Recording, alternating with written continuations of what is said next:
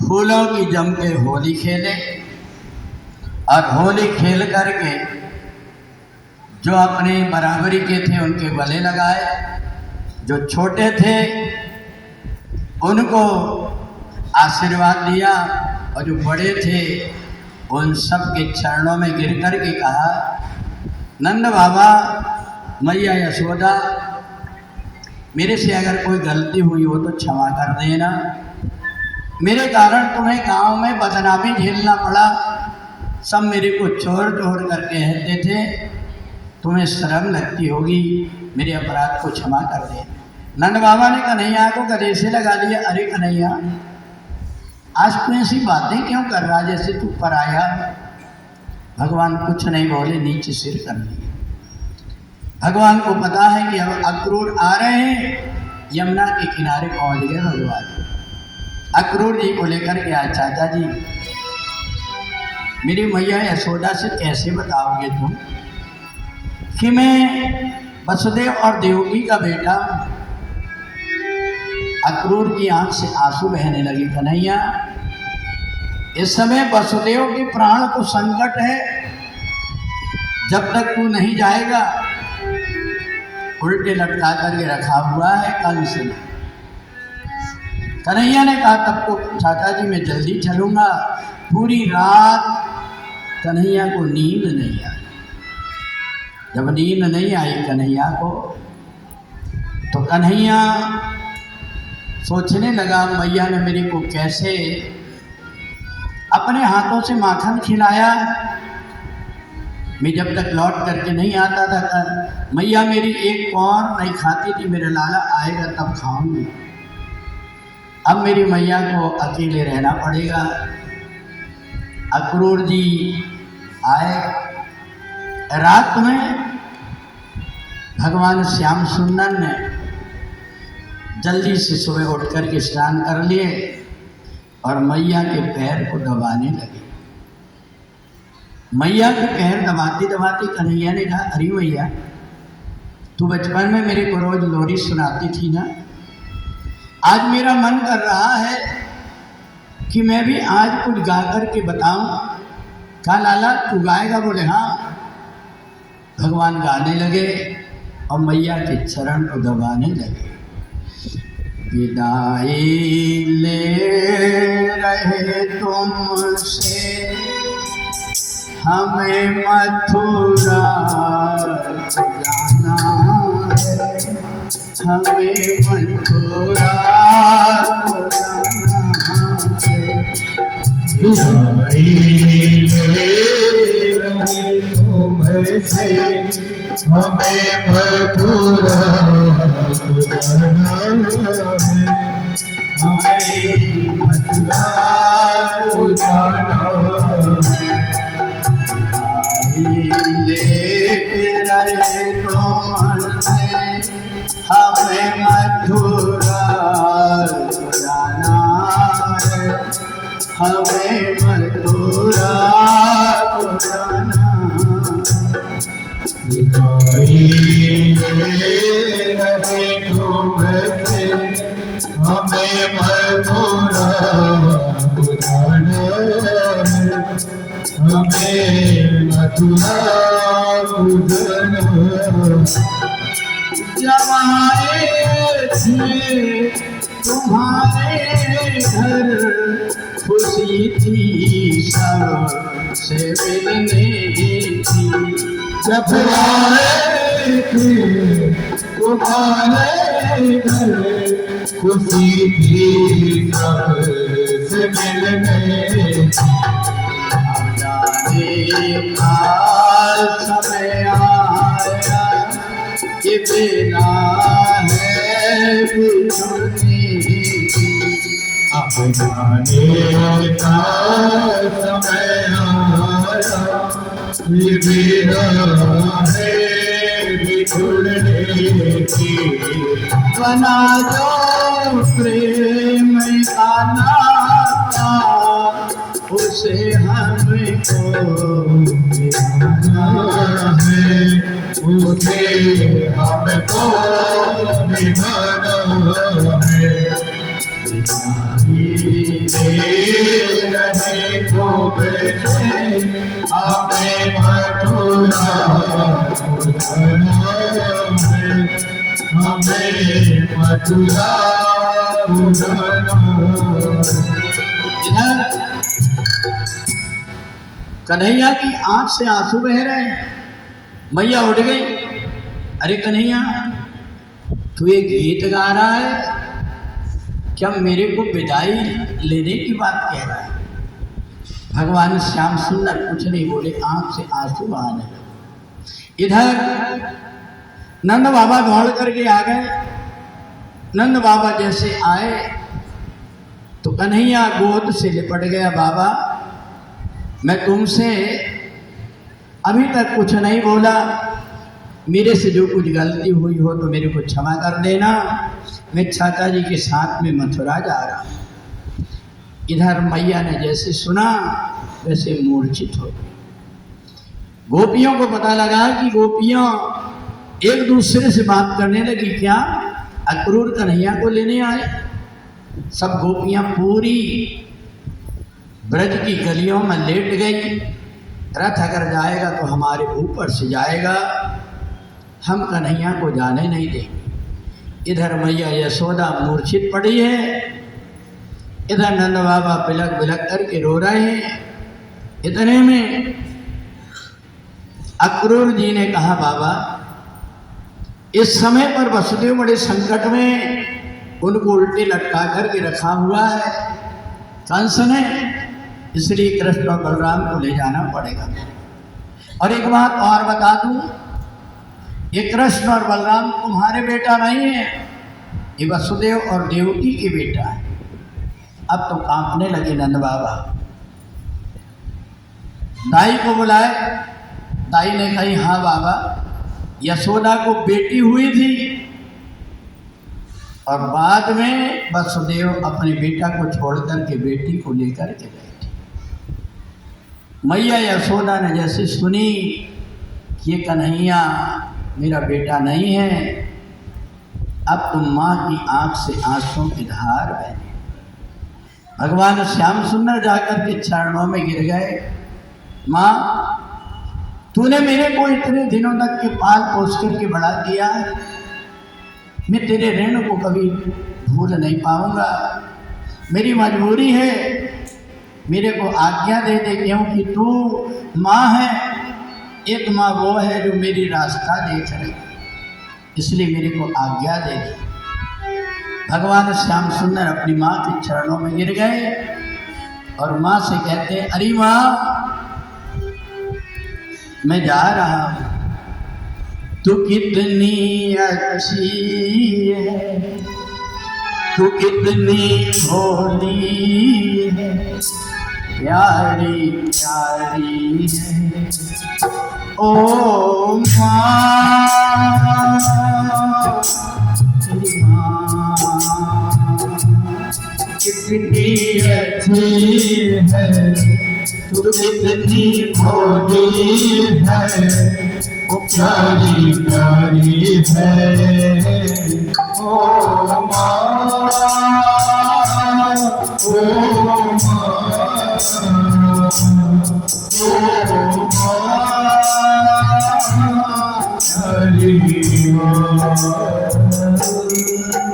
माँ बच्चों की होती है, होते हैं किस्मत वाले जिनकी माँ होती है।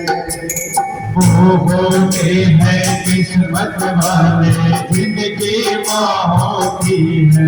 तेरी ममता में, तेरी करुणा में दरबंधारी है। ओ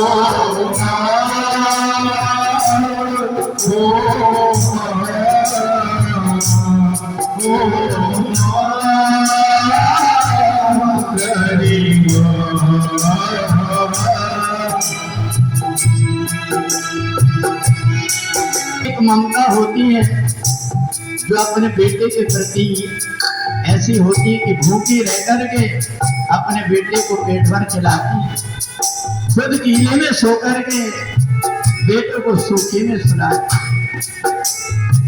अपना नहीं तुझे सुख दुख कोई, अपना नहीं तुझे सुख दुख कोई। मैं मुस्काया तू मुस्काई, मैं रोया तू रोई, मैं मुस्काया तू मुस्काई, मैं रोया तू रोई। मेरे हंसने में मेरे रोने में जो बदहाली है ओ माँ,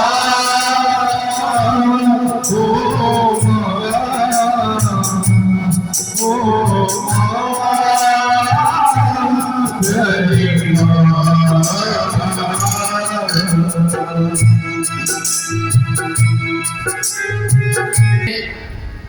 तो सारे गोप गोपियां आंख से आंसू बहा रहे। छोड़ माता पिता और बंधु सखा, श्याम मथुरा चले, श्याम मथुरा चले। छोड़ माता पिता और बंधु सखा, मथुरा चले, श्याम मथुरा चले। छोड़ वृंदावन छोड़ यमुना श्याम मथुरा चले, श्याम मथुरा चले। वाले रोते हमारे कन्हैया चले, वाले रोते हमारे कन्हैया चले। कौन नवनीत माखन की चोरी करे, कौन नवनीत माखन की चोरी करे। कैया करे तीर प्राण चढ़े बल, श्याम मथुरा चले, श्याम मथुरा चले। छोड़ यमुना कुल, श्याम मथुरा चले, श्याम मथुरा चले। कन्हैया ने देखा कि कहीं भी जगह नहीं है, रथ से उतर करके रथ को कंधे पर रख करके बच बच करके यमुना जी के किनारे पहुँचे। वहाँ अक्रूर जी को ज्ञान करा दिया कि मैं परमात्मा हूँ। अक्रूर जी बहुत डर रहे थे। यमुना जी के किनारे जब पहुँचे तो ग्वाल बाल भी कन्हैया के लिए दौड़ करके पहुँच गए। भगवान ने देखे कि ये ग्वाल बाल तो वैसे ही चले आए। कंस देख करके हंसी उड़ाएगा। भगवान ने देखा कि वहाँ धोबी कपड़ा धो रहा था कंस का, उससे कपड़े मांगे, धोबी ऐंठने लगा। भगवान ने उठा करके जैसे पछाड़ मारा, धोबी की मौत हो गई।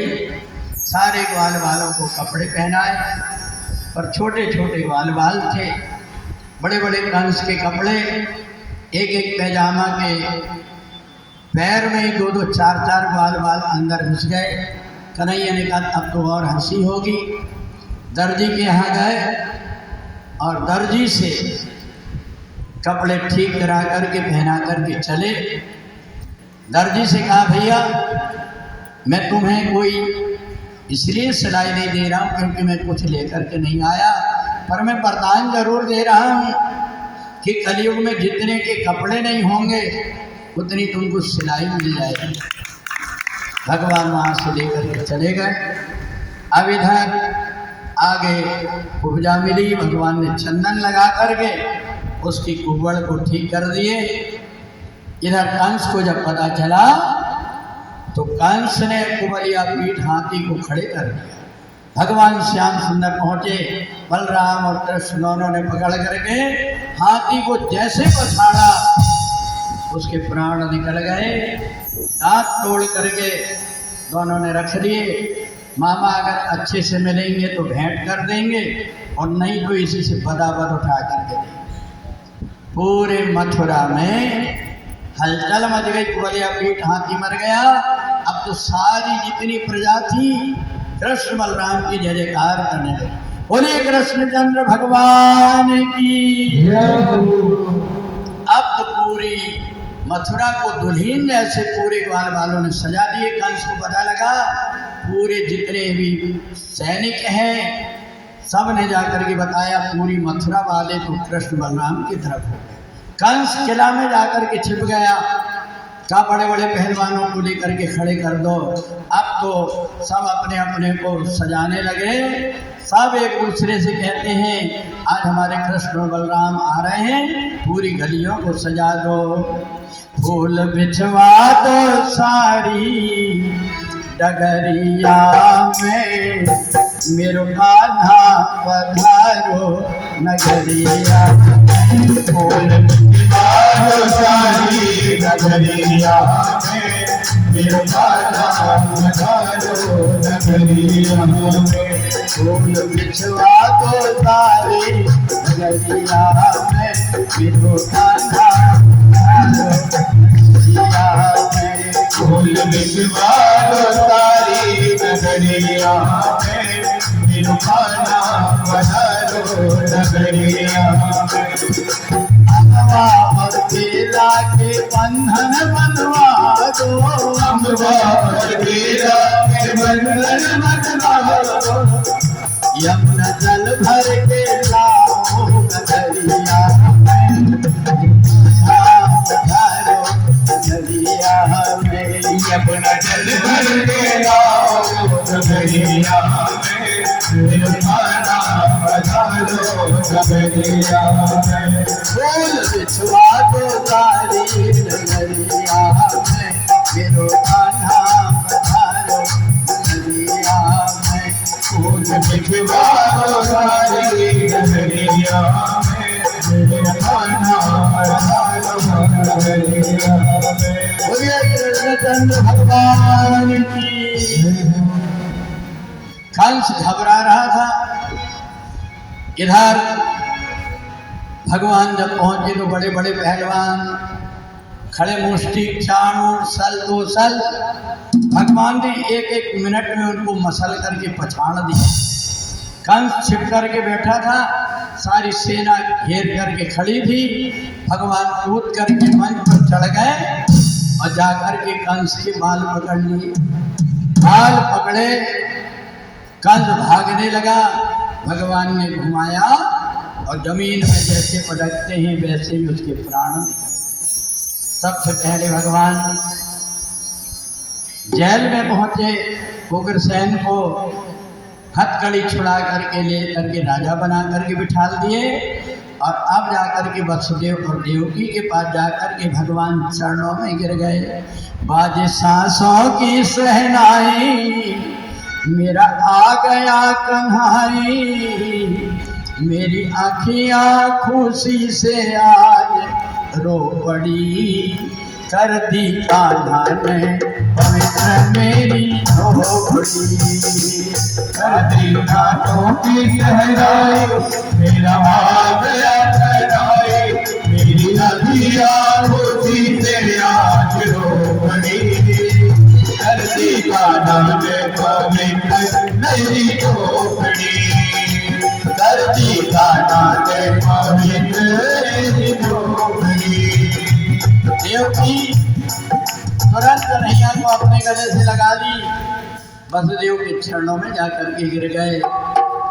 इतना छोटा सा कन्हैया शोकना में रख करके ले गया था, आज इतना बड़ा हो गया। कंस का वध कर दिया, गोद में उठा लिए, महल में लेकर के आए। सारी प्रजा के बीच में भगवान का जनेऊ संस्कार किए और जनेऊ संस्कार करके वसुदेव और देवकी दोनों ने भगवान को भोजन करा करके दूसरे दिन रथ में बैठाल करके पढ़ने के लिए भिजवाया। कहाँ भिजवाए? उज्जैन सांदीपन गुरु के यहाँ। भगवान जब रथ में बैठ करके जा रहे थे तो रास्ते में भगवान को याद आई कि ये जंगल कितना सुंदर है, यहाँ ऐसे ही सुंदर सुंदर पशु और पक्षी हैं। मेरे वृंदावन में भी मोर इसी प्रकार से नाचते रहते हैं, कोयलियाँ कूदते रहती हैं। भगवान देख देख करके प्रसन्न हो रहे थे।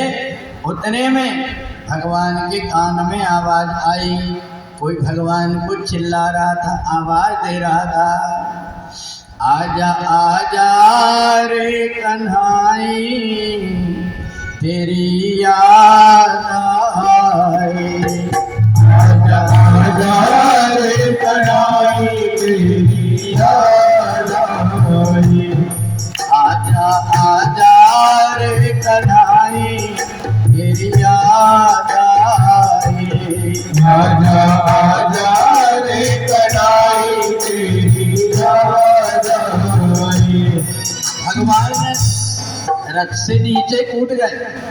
जाकर के देखिए तो एक ब्राह्मण का बेटा जमीन में लेटा हुआ है। भगवान ने कहा, भैया क्यों पुकार रहे हो? कहा, मेरे पैर में कांटा गड़ गया। भगवान ने जैसे देखा, वो तो बेकल का कांटा था, नीचे से ऊपर निकल गया था। उंगली से पकड़ करके खींचने की कोशिश की, वो कांटा नहीं निकला, गांठ रहती उसमें। भगवान ने अपने दांत से पकड़ करके जैसे खींचा, वो कांटा बाहर आया। सुदामा लिपट करके और भगवान के गले लग गए। मित्र, आज से मैं और तुम मित्र बनो, पर ये तो बता तुम जा कहाँ रहे? बोले, हम सान्नीपन गुरु के यहाँ पढ़ने जा रहे हैं। बोले, मेरे रथ में बैठ करके चलो। रथ में बैठ करके दोनों कृष्ण और सुदामा जब पहुँचते हैं सान्नीपन गुरु के यहाँ, तो गुरु जी बड़े प्रसन्न हो गए। बताओ, जाकर नाम सुनक सो होई, मोरे घर आवा प्रभु सोई। परमात्मा मेरे घर पढ़ने आए। क्या देखो कन्हैया, मेरे स्कूल का एक नियम है कि जो भी अपने गृह कार्य को करके नहीं आता, उसको जंगल में जा करके हवन के लिए लकड़ी लाना पड़ता है। चाहे वो बड़े घर का हो, चाहे छोटे घर का हो, हमारे यहाँ एक सा नियम है। कन्हैया ने कहा, हमको मंजूर है। पढ़ने के लिए वहाँ पर बैठ गए। और इधर सुदामा तो कुछ पढ़ नहीं पाया था। गुरुजी ने कहा कि कल सभी गीता के श्लोक याद करके आओगे। दूसरा अध्याय जैसे ही कहा, सबने अपनी अपनी तैयारी करके सुनाए। सुदामा का नंबर आया। बोले, सुनाओ। बोले, भाषांस जीर्णानि यथा विहाय नवानि ग्रहणान्ति नरोपराणि। इसके आगे? बोले, गुरुजी इसके आगे याद नहीं। कहा, फिर तुम बेंच के ऊपर खड़े हो जाओ। सुदामा को बेंच के ऊपर खड़े कर। अब इधर कन्हैया से कहे, तुम खड़े हो, अब तुम हमें 12वां अध्याय बताओ। कन्हैया खड़े हो गए, सुदामा की तरफ देखते हैं। अगर मैं अपना पाठ बता दूंगा तो सुदामा अकेला जाएगा जंगल, और इसलिए भगवान गीता का पाठ करते करते और बीच में रुक गए। एवं सततयुक्ताये भक्तास्त्वां पर्युपास्ते। बात कन्हैया कितना अच्छा बोलते हो, और बोलो। बोले, गुरुजी इसके आगे का तो मैं भूल गया। गुरुजी ने माथा पकड़ लिया। अरे जाकी सहज श्वास श्रुति चारे, जाकी सहज श्वास श्रुति चारे, सो प्रभु पढ़े है कौतुक भारी। तो प्रभु पढ़े कौतुक भारी। जाकी सहज श्वास श्रुति चारी, जाकी सहज श्वास श्रुति चारे, सो प्रभु पढ़े है कौतुक भारी। तो प्रभु पढ़े कौतुक भारी। गुरुजी ने कहा, जाओ लकड़ी लेने के लिए जाओ। दोनों लकड़ी लेने के लिए जब चले तो उस समय गुरुजी ने कहा, गुरु माता से मिलते जाना, बाल भोग ले जाना। अब उधर गुरु माता के पास में गए। उसी समय आश्रम में एक घटना घट गई। एक भीख मांगने वाली बुढ़िया माता 2 दिन की भूखी थी। उसको किसी ने फूले हुए चना दिया था खाने के लिए। तो बुढ़िया बड़ी प्रसन्न हो रही थी कि 2 दिन की भूखी हूँ, हाथ धो करके खा लूँ। तो वही यज्ञ मंडप के पास में चना रख करके हाथ धोने गई। इतने में गुरु माता आई।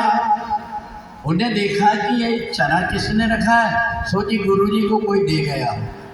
इतने में कृष्ण और सुदामा ने प्रणाम किए, माता जी हम लकड़ी लेने जा रहे हैं। तो वो चना 2 मुट्ठी उठा करके दे दी सुदामा कि दोनों खा लेंगे। अब वो बुढ़िया जब आई हाथ धो करके देखती है तो वहाँ चना नहीं, रोने लगी। उन्हें कहा अरे राम राम, मुझ गरीबनी के साथ में भी छल किसने किया। मैं 2 दिन की भूखी हूँ, चना देख करके मेरा मन प्रसन्न हो गया था। हे भगवान, जो भी मेरे चना को खाए वो ऐसा गरीब हो जाए कि उसको मांगे से भीख ना मिले। सुदामा वो चना को लेकर के जब चले तो बड़े स्वाध्यायी थे, उनका हाथ कांपने लगा। सुदामा ने आंख बंद करके देखा ये तो श्रापित चना है, एक मुट्ठी मैं खाऊंगा, एक कन्हैया को खिलाऊंगा, दोनों दरिद्र हो जाए। सुदामा ने दोनों मुट्ठी चना खाए। अब इधर लकड़ी तोड़ करके कन्हैया आए और कहा भैया भूख लगी, चना दे दो। सुदामा ने कहा अरे भैया कन्हैया, मेरे को बहुत जोर से भूख लगी थी, वो तो चना मैंने खा लिया। कन्हैया ने कहा नहीं तुम झूठ बोल रहे, सच बताओ। जो देखे तो चना नहीं, पोटली खाली। कन्हैया घर लौट करके आए। गुरु माता ने देखी कि कन्हैया आज तुम्हारा चेहरा उतरा कैसे। कहा मैया जोर से भूख लगी। बोले चना? बोले सुदामा ने चना मेरे को नहीं दी। सुदामा इधर आओ। सुदामा डरते डरते आए। बोले तुमने चना नहीं दी कन्हैया? बोले नहीं मैया, भूख लगी थी मैं खा गया। गुरु माता ने कहा सुनो, भाग काऊ को खाए से यही मिलेगी सीख, होए भिखारी जन्म मृत्यु घर घर मांगे। सुदामा तो कम रोए, कन्हैया बहुत रोए। इतने रोए कि अब तो विद्यालय में मन नहीं लगा। गुरु जी से कहा कि हम जाना चाहते हैं। गुरु जी ने कहा कि ठीक है, गुरु दक्षिणा में मरा हुआ बेटा ला करके दे दिए और भगवान चले। सुदामा को साथ लेकर के भगवान की आंख से आंसू बंद नहीं हो गए। भगवान ने देखा कि अब सुदामा की नगरी पास आ गई है, रथ से उतर करके खड़े हो गए। भैया ये नगरी तुम्हारी गई है सुदामापुरी, और ये मथुरा गई है, मैं मथुरा जा रहा हूँ। जैसे ही नीचे उतरा सुदामा भगवान के गले से, भगवान ने कहा रे सुदामा, जोड़ी बिछड़ी आज से मेरी तेरी यार, दोनों भुजा पसार के अब मिल ले चलती बार। सुदामा एक बार मेरे गले लग जा। भैया सुदामा, जब भी तेरे ऊपर कोई मुसीबत आए 24 घंटे मेरा दरबार खुला है, तू कभी भी आ जाना। भगवान चले आए। भगवान जैसे आए, मैया देवकी ने देखी मेरा कन्हैया आया, अब तो कन्हैया के लिए बढ़िया से भोजन बनाऊं। बढ़िया से भोजन बना करके तैयार की, सारा भोजन का सामान रख करके थाली लगा करके ले गई। अरे मैं तो कन्हैया को मक्खन रखना। और जैसे ही मक्खन लेकर के रख करके ले गई, कन्हैया ने देखा मक्खन को और मैया यशोदा की याद आ गई। मैया यशोदा की याद कर रहे थे, उतने में दरवाजे से आवाज आई, कोई है घर में? गोकुल से आए हैं राधा का संदेश लाए, गोकुल से आए हैं राधा कृष्ण देखा मोहन से मिलवा दो से मिलने आए मोहन से मिलने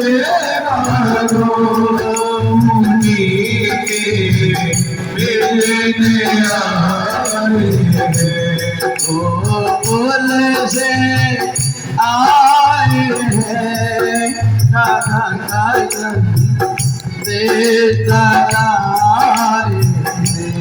गोकुल से आए हैं राधा कृष्ण देखा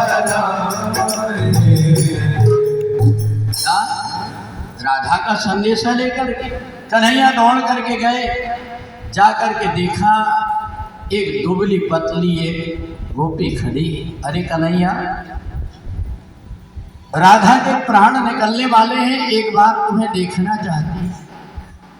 एक काम कर कन्हैया, तेरे माता पिता दोनों की दोनों मरण शैया में पड़े हुए हैं, तेरे बिना बड़े दुखी हैं, एक बार जाकर दर्शन दे दे। तूने कहा था परसों आऊँगा, अब तू अभी तक के नहीं आया।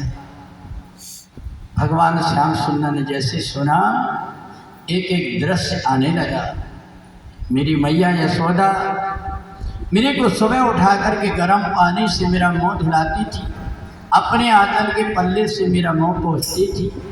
बाबा नंद अंगुरिया कहने पायन चलन सिखावे। नंद बाबा मेरी उंगली पकड़ करके और मेरे को चलना सिखाते थे। बस वो बातें याद आते ही कन्हैया की आंख से आंसू बहने। मैया देवकी ने देखा ये कन्हैया सिसक सिसक करके रो रहा है, बात क्या है? पर कन्हैया कुछ बोल नहीं रहा। उद्धव से कही जा करके तेरा मित्र है, देख तो वो रो क्या रहा है, मेरे से कोई गलती हो गई, क्या बात है? जैसे ही उद्धव गए तो भगवान श्याम सुंदर कहते, अरे उद्धव मोहि ब्रज विसरत नाई, मेरे को ब्रज की याद आ रही। उद्धव ने कहा, अरे कन्हैया तू तो परमात्मा है, ये तो सब तेरे भक्त हैं, तू उनके लिए रो रहा है। भगवान ने कहा, मेरा एक स्वभाव है कि जो मेरी याद करता है मैं कभी उसको भूल नहीं पाता। तू एक काम कर, ब्रज में जाकर के मेरी याद करना, उनसे भुला दे, मैं उनको भूल जाऊँ। उद्धव ने कहा, ये तो मैं ज्ञान के द्वारा उनका सबका भ्रम मिटा करके निर्गुण ब्रह्म के विषय में बता करके और उनको सबको तुम्हारे मुँह से हटा दूंगा। कहा जल्दी जाओ। भगवान ने रथ न करके और तैयार करके दे दिया। उद्धव से कहे कि जरा समझदारी से रहना, गोपियाँ तेरे को यमुना के किनारे ही कहीं मिल जाए। अब इधर उद्धव जब चले तो यमुना के किनारे गोपियाँ खड़ी होकर के रास्ता देख रही थी। कन्हैया ने परसों आने की कहा था, शायद आता हो। जैसे रथ देखी तुरंत दौड़ करके आ गई। अरे अपना कन्हैया आगे लगता, कन्हैया जो देखिए तो वहाँ पर कन्हैया ने। उद्धव रथ से उतर करके कुआं में पनिहारी के पास हो गए। कहा, बहन नंद और यशोदा का घर कौन सा है? तो गोपी ने कही, मथुरा से आया। बोले हाँ। बोले ये जो पानी की धार दिख रही है ना, ये नदी का पानी नहीं है, किसी के घर का पानी की धार नहीं है, ये 9 लाख गाय गोपियों नंद बाबा के आंसुओं की धार है। इसके किनारे किनारे चले जाओ, जहाँ पर ये खत्म होता समझ जाना कि वही नंद और यशोदा का घर। उद्धव तो वही ठंडे पड़ गए, इतना प्रेम करते। जैसे ही उद्धव वहाँ गए तो जा करके देखा तो मैया यशोदा झूला में, झूला के पास बैठ करके और झूला झुला रही। उद्धव ने झांक करके देखा कि जिस कन्हैया को मैं मथुरा में छोड़ करके आया था, वो कन्हैया तो झूला में झूल रहा है। मैया यशोदा उसको झूला झूला रही। तुझे सूरज कहूँ या चंदा, तुझ दीप कहूँ या तारा, मेरा नाम करेगा रोशन, जग में मेरा राज उजाला। तुझे सूरज कहूँ या चंदा, तुझे दीप कहूँ या तारा, मेरा नाम करेगा रोशन, जग में मेरा राज उजाला। मेरा नाम करेगा रोशन, जग में मेरा राज उजाला। मेरा नाम करेगा रोशन, जग में मेरा राज उजाला। उद्धव जैसे ही पास में पहुंचा तो कन्हैया देख करके मुस्कुराने लगे। पीछे तरफ लौट करके देखा तो गोपियों का हाथ पकड़ करके कन्हैया गोपी से बात कर रहा है। दूसरी तरफ देखते हैं भगवान गले में हाथ डाल करके खड़े। उद्धव ने कहा मैं पागल तो नहीं हो गया, कन्हैया को तो मैं मथुरा में छोड़ करके आया, पर ये कन्हैया यहाँ कैसे? इतने में देखा कुछ गोपियाँ खड़ी थी। गोपियों से पूछा कि ये तो बताओ कि कन्हैया मथुरा गया कि यहाँ? तो बोले तेरे को उद्धव दिख नहीं रहा है, ये देखिए कन्हैया मैं खिला रही हूँ इसको। जो देखा उद्धव ने तो गोपी अपने हाथ से माखन खिला रहे, कहीं कन्हैया गोपियों के साथ में नृत्य कर रहे हैं। उद्धव सिर पकड़ करके बैठ गए। इतने में उनने कहा कि मैं आपसे कुछ पूछना चाहती हूँ। गोपियों ने कहा तुम कौन हो? बोले हम वसुदेव नंदन कृष्ण के मित्र हैं। गोपियों ने कहा कौन वसुदेव नंदन? हम नहीं जानते। बोले वाह, अभी तो तुम कह रही थी कि वो हमारा मित्र है, हमारा सखा है, हमारे प्राणधन है, और अब कह रहे कि हम नहीं जानते। बोले उद्धव हम अपने सखा और मित्र को जानते हैं, पर वो वसुदेव नंदन देवकी नंदन नहीं है, वो तो हमारे यशोदा और नंद नंदन है, उसके अलावा हम किसी को नहीं जानते। एक गोपी को देखा बड़ा सुंदर चित्र बना करके रखी थी। बोले बताना, तूने बड़ा सुंदर चित्र बनाया, पर ये तो बता इसके हाथ बनाया, मुख बनाया, आँख बनाए, पर पैर क्यों नहीं बनाए? गोपी ने कही पता है ये कन्हैया छलिया है। एक कन्हैया था उसको लेकर के वह क्रूर गया, मैंने इसके पैर इसलिए नहीं बनाई कि ये चलेगा ही नहीं तो फिर जाएगा कैसे। उद्धव ने जैसे देखा तो हर जगह कृष्ण ही कृष्ण जब दिखने लगे तो गोपियों के चरणों में गिर गए कि ये बताओ ये मेरी नेत्र यहाँ आकर के और कैसे हो गए, मेरे को हर जगह कृष्ण क्यों दिखाई दे रहा है?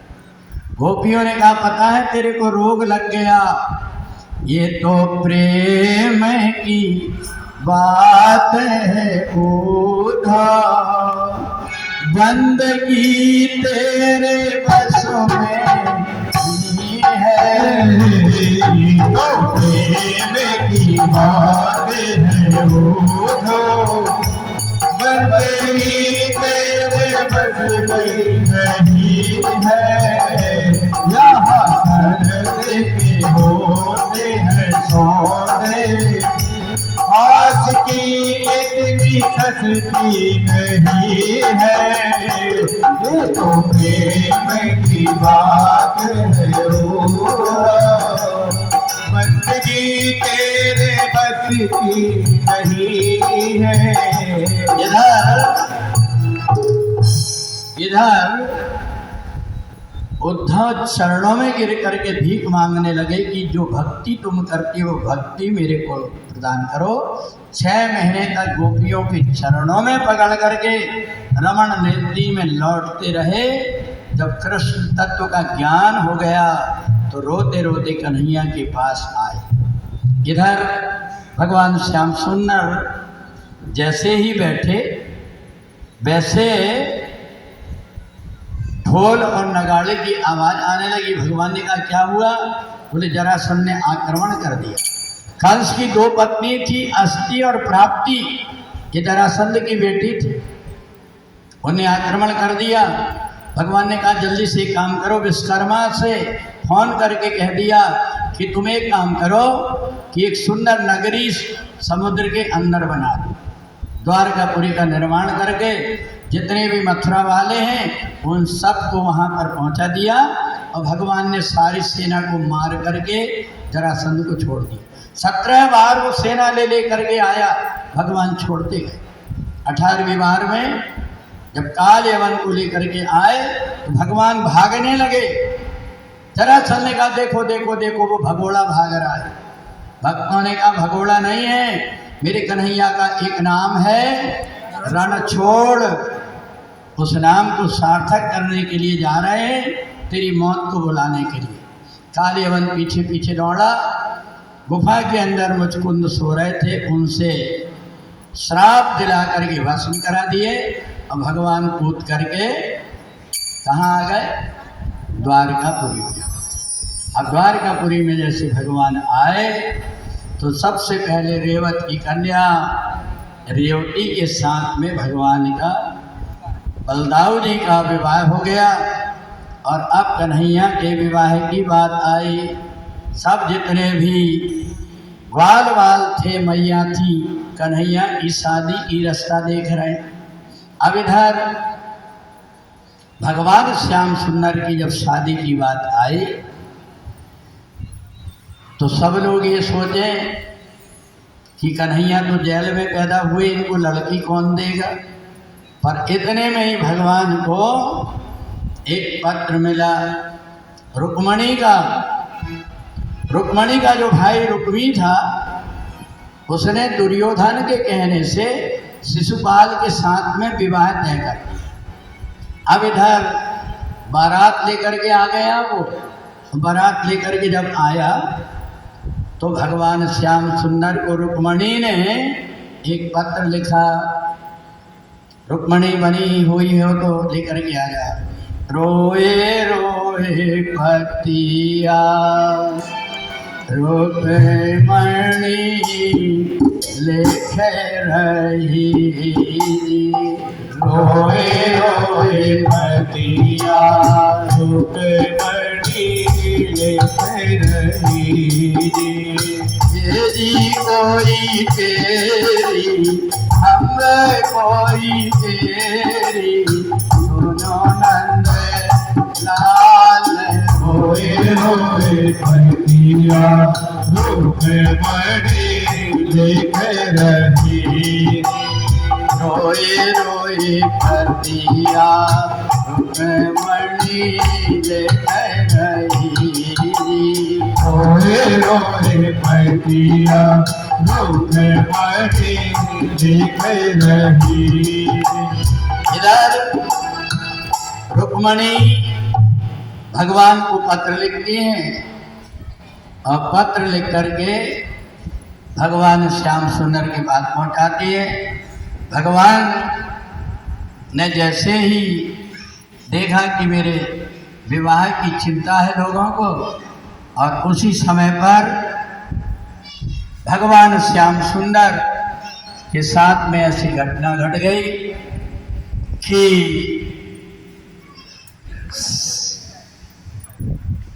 सत्राजित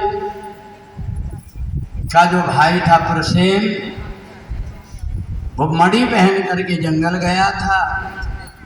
और जब जंगल गया तो वहाँ शेर ने मार करके वो मणि ले गया। उस शेर को मार करके रीछने ले गया मणि और अपने बच्चों के साथ में खेल रहे थे। इतने में वो मणि भगवान लेकर के आए। और भगवान जब लेकर के आए तो उसी समय पर सुखदेव जी राजा परीक्षित से कहते हैं कि राजन, भगवान श्याम सुंदर ने मणि ला करके सत्राजित को दिया, बड़ा शर्मिंदा हुआ और उसने अपनी बेटी सत्यभामा भगवान को दे दिया। इधर जामवंत के साथ में युद्ध हुआ। 27 दिन बाद वो पहचान गया कि ये परमात्मा वही है और उन्होंने अपनी बेटी जामवंती भगवान को दे दिया। भगवान का तीसरा विवाह कालिंदी के साथ में हुआ। भगवान का चौथा विवाह मित्र वृंदा के साथ में हुआ। भगवान का पांचवा विवाह सत्या के साथ में। भगवान का सातवां विवाह मित्र वृंदा के साथ में। इस प्रकार से भगवान के 7 विवाह हो गए। इतने में भौमासुर के यहाँ से एक पत्र आया और उस पत्र में सब कन्याओं ने अपना दुख लिखा। भगवान ने जाकर के भौमासुर का वध करके और 1100 कन्याओं को लेकर के आए। उनके साथ में भगवान का जयमाला हुआ। अब इधर रुक्मणी बैठ करके भगवान को पत्र लिख रही है, क्योंकि शिशुपाल बारात लेकर के आ गया। भगवान को 7 श्लोक का पत्र लिख करके और पंडित जी को दे दिया, ये ले जा करके कन्हैया को देना। भगवान श्याम सुंदर को पत्र लेकर के पंडित जी चले और इधर देवी जी की पूजन रुक्मणी करने लगी। जय जय गिरिवर राज किशोरी, जय महेश मुख चंद चकोरी, जय गज बदन सदानंद माता, जगत जनन गामी दुखदाता, नहीं तव आदि मध्य अवतारना, अमित प्रभाव वेद नहीं जाना। देव पूज पद कमल तुम्हारे, सुर नर मुनि सब होई तारे। भगवान को पत्र मिला, दौड़ते हुए भगवान आए और आकर के रुक्मणी को हाथ पकड़ करके भगवान लेकर के चले गए। सुखदेव जी राजा परीक्षित से कहते, राजन इधर शिशुपाल बारात लेकर के आया था और भगवान उसी समय पर आकर के और रुक्मणी को लेकर के अपने साथ और भगवान लेकर के चले गए। और ये भक्तवत्सल भगवान की सब लोगों ने देखा कि रुक्मणी का ऐसा विवाह किसी को पसंद नहीं आया, इसलिए रुक्मणी का विधिवत विवाह करने के लिए रुक्मणी को वापस लेकर के आए और भगवान श्री कृष्ण अब बारात लेकर के आएंगे। हम सभी रुक्मणी जी का विधिवत मोहन आए रुक्मणी प्यारे, श्याम सुंदर आए, श्याम सुंदर मोहन आए रुक्मणी प्यारे,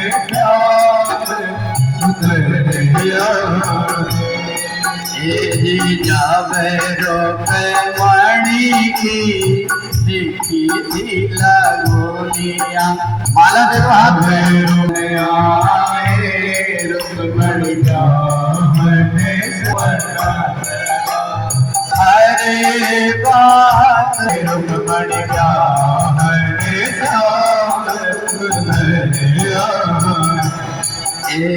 जावे रुक्मणी को चढ़ो तो मंडल में सम्मिलित होंगे। और ये भक्त